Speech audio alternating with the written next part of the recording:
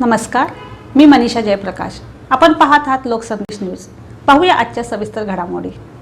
वायू तालुक्यातील कृष्णा नदीच्या काठावर वसलेले श्री क्षेत्र धोम येथे महाशिवरात्रीनिमित्त भाविकांचा अक्षरशः जनसागर उसळला.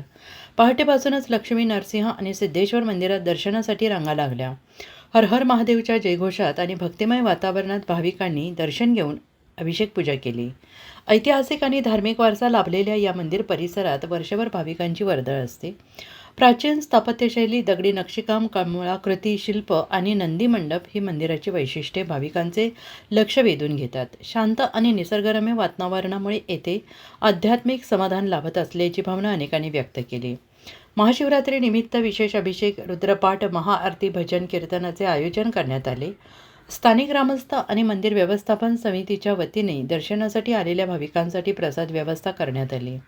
दरम्यान कृष्णा नदीच्या पात्रात गाळ आणि पान वनस्पती वाढल्याने गोमुख स्नानासाठी गैरसोय झाल्याची भावना भाविकांनी व्यक्त केली. याबाबत मंदिर व्यवस्थापनाकडून आवश्यक उपाययोजना करण्याचे प्रयत्न सुरू असल्याचे सांगण्यात आले. धोम धरणाचा निसर्गरम्य परिसर आणि कृष्णातीरीचे शांत वातावरण यामुळे धार्मिक तसेच पर्यटनदृष्ट्या श्री क्षेत्र धोमचे महत्त्व अधिकच अधोरेखित झाले आहे.